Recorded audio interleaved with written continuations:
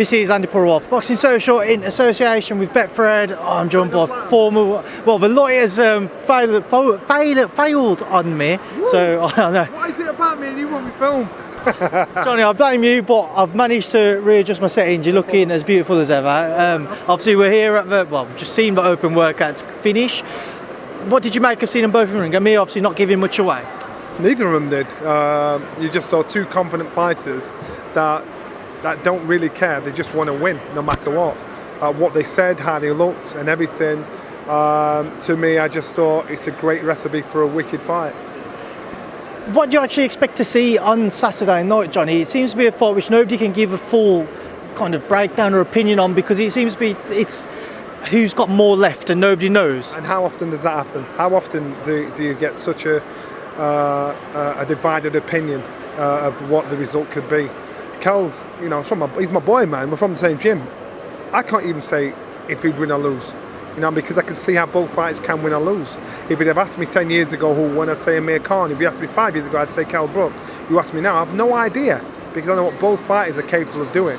Amir Khan was the fastest fighter I've ever seen live, but in his fight against Terence Crawford, his speed had gone, so he looked vulnerable. And that was 2 years ago.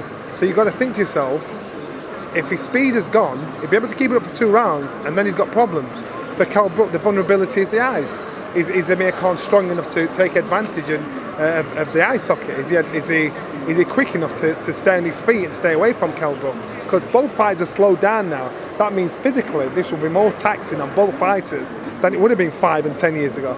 But it will make for a great spectacle. How much pressure do you think Cal feels heading into this fight? Because would you say this is Cal's biggest fight of his career, despite his past achievements? I think it's the biggest fight for both fighters, despite their past achievements, because boxing's the only sport when you've got a million bosses.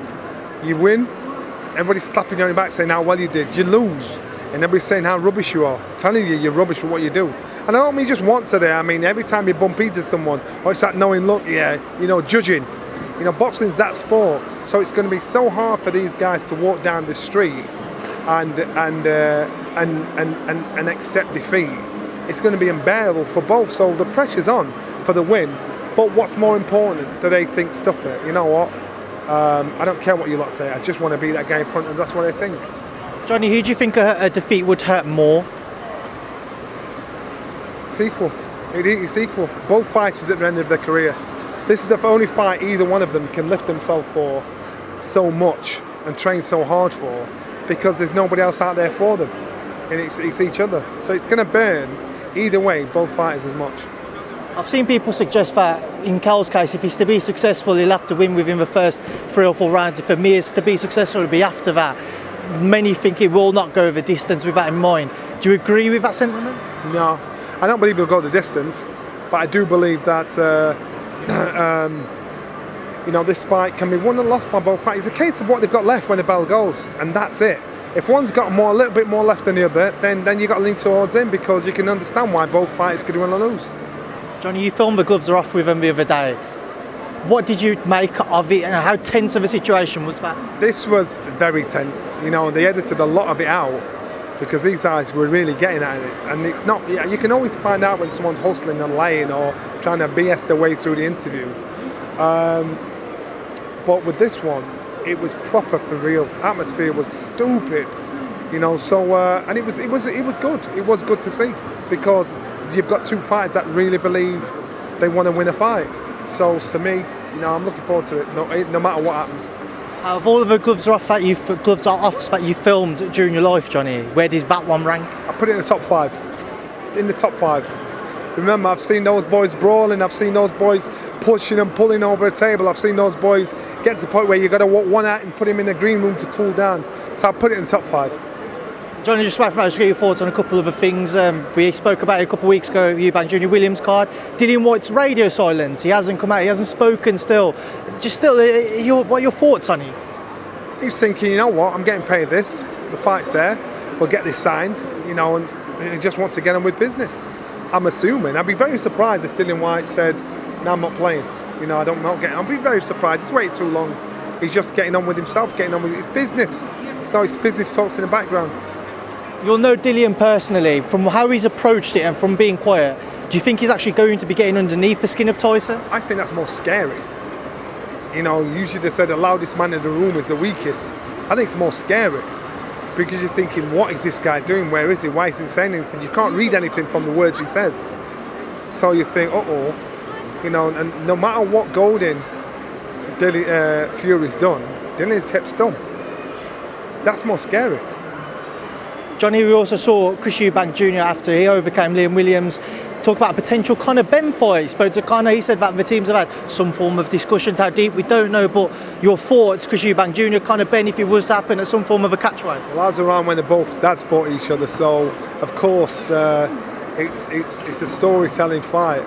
To create a catchweight, listen, I'm a massive fan of Conor Benn. I love his growth, I love his attitude, I love his self-belief, and how this guy's developed time and time again. You got to look at the fight, and it's a big drop as far as I'm concerned for Chris. You know, it'll affect him more than it affects Conor because Conor walks around at heavyweight. But what a fight it'll be! I hope it happens. I'll definitely be watching it. Who would you back?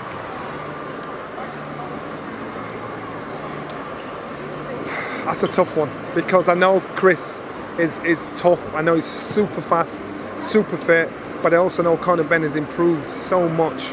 I know Conor Benn has got the beating of him, and the only offside will be the size and the weight to see what they come in at.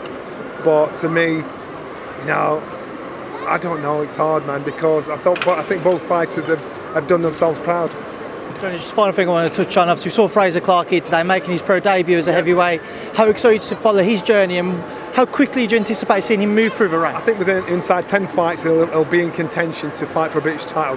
The reason being is because the achievements he's had as an amateur, turning pro now, and looking at the heavyweight landscape, he can find himself in their top 6 inside 8 fights. And so we just got to see how he adapts, how he is as a professional. Because remember, he sparred with all of them anyway.